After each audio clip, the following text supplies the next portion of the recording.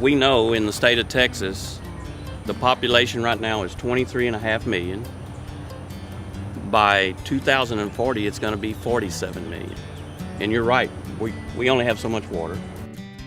Water, the most plentiful substance on Earth, and we're running low.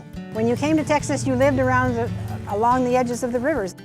When the windmill came along, following the Civil War, and there was actually a thing that you could put in the ground to access the water in the aquifer, Texas changed. We're in the process of moving to surface water, and surface water is going to be relatively more expensive than groundwater. Where's the water going? The culprit is the insatiable thirst of lawns and landscapes. More buildings, more roads, more people, but the same amount of water. Up to 70% of residential water use in the summer is used for outdoor water.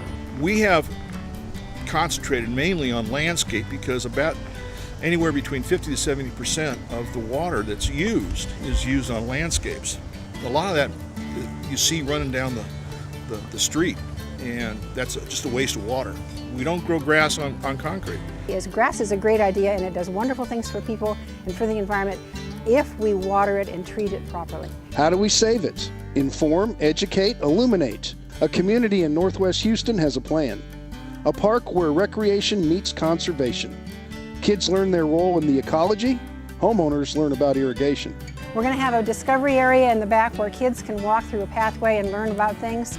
We're going to try to work with whatever the question is because that's where the interest is. We're going to have 5 different areas set up, and they will be working areas that will actually step 3 steps and turn on a controller so they can actually see them in operation. Got the rain barrels, looking at using native plants that don't use as much water. What can we do now? Well, don't delay. Start with what you've got. 4 simple steps to get on the right path. First, pet waste. As a country, we have a problem with animal waste and bacteria in our water supply. Please bring your dog here to run if that's what you need to do, but pick up after him and dispose of it properly. Second, composting.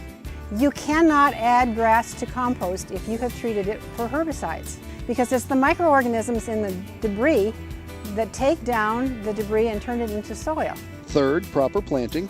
You plant the right place for the right space. And when you do that, you don't have to prune, you don't have to spray, you don't have to do all the things that people have to do to plants because they've transported them to an environment where they have trouble living. Fourth, respect the pest. Now, caterpillars are pollinators, butterflies are pollinators. We don't want you to take the bug off the vine and squash it. They're part of the ecosystem.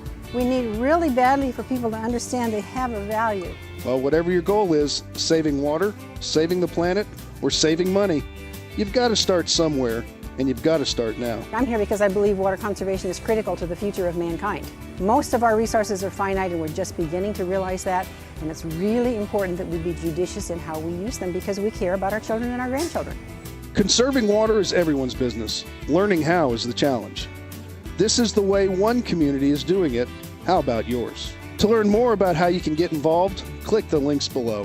For Home Show Radio, I'm Tom Tynan.